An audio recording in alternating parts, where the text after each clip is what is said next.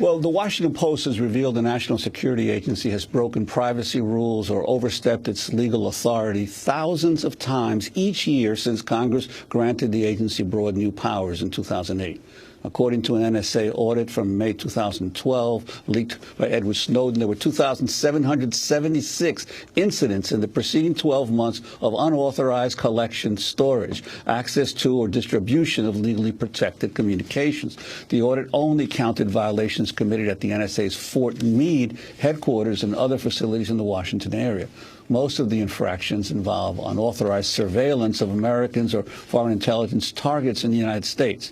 In one case, the NSA intercepted a, quote, large number of calls placed from Washington when a programming error confused the U.S. area code 202 for 20, the international dialing code for Egypt.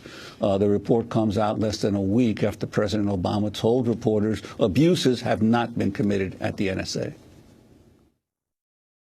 If you look at the reports, even the disclosures that Mr. Snowden's put forward, all the stories that have been written, what you're not reading about is the government actually abusing these programs and listening in on people's phone calls or inappropriately reading people's emails. What you're hearing about is the prospect that these could be abused. Now, part of the reason they're not abused is because these checks are in place.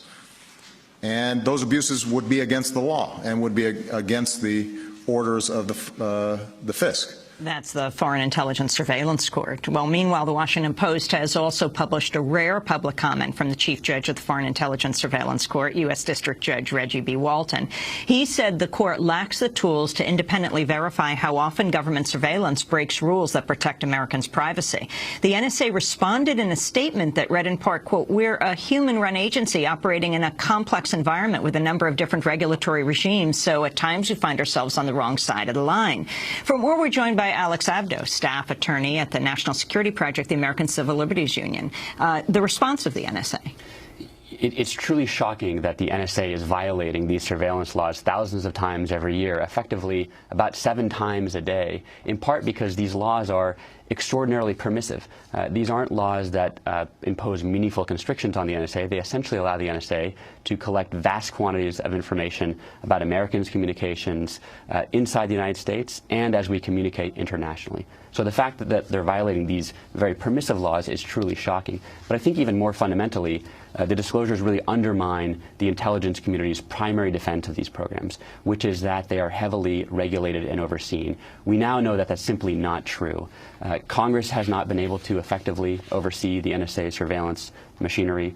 Now we know that the FISA court, the secret court that's charged with overseeing the NSA, is not able to, and in its own words, doesn't think it has the capacity to effectively oversee the NSA. So for all of these years, the government has been claiming this is a regulated surveillance complex, and in fact, the fox has been guarding the hen house for far too long, and it needs to stop.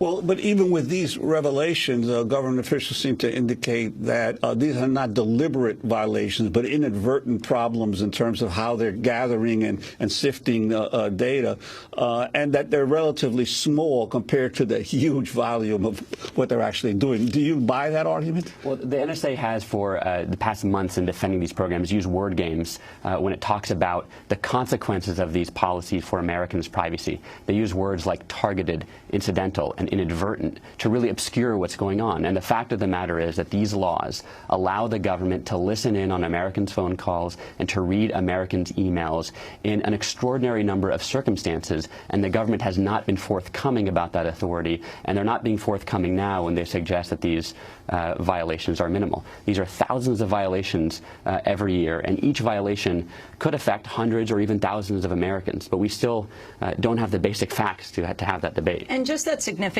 of the error, 202, they're supposed to be monitoring 20 Egypt, and they're monitoring 202. They say it was just a clerical error.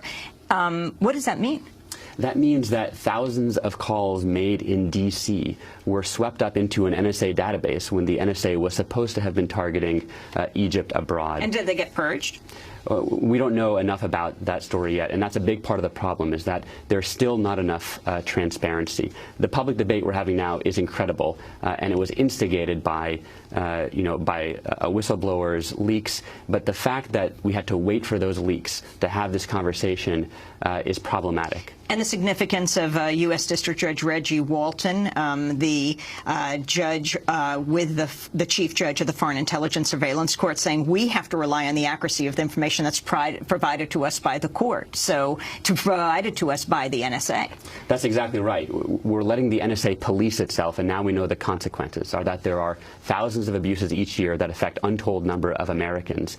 But if you look back at what the government told the Supreme Court last year, they were defending the law that allows it to engage in this sort of dragnet surveillance of our international communications. And the primary defense of the government was, don't worry about the NSA. The secret court in Washington is protecting the right to privacy of the countless Americans in the country. And now we have the court itself saying that it doesn't have the capacity to review the government's claims that it's abiding by the law. That's a truly shocking revelation. And, of course, these more than 2,000 mistakes that the audit found are only in the Washington, D.C. area where NSA is working. And people like Edward Snowden were working in Hawaii as a contractor for the NSA. So other parts of the NSA that were not in the Washington area are not even included in this audit. Absolutely. We still don't know the full extent of the abuses of the NSA of these very permissive laws. They have a number of listening facilities. The number could be significantly higher. And even more importantly, each one of those incidents doesn't just relate to a single person. One incident, for example, was the sweeping in of D.C. communications instead of Egypt communications, affecting potentially thousands of people. So the number could be much, much higher, but we still need more disclosures for the government. If the administration truly welcomes this debate, it needs to give the public the facts it needs to have the debate. According to the New York Times, Alex, the NSA is searching the content of virtually every email that comes into or goes out of the United States without a warrant. You've written about this. That's exactly right. The law that Congress passed in 2008 gives the government essentially unfettered authority to read and listen to our international communications. Now we know they're doing it with a dragnet by literally sifting through every single email that goes into or out of the country.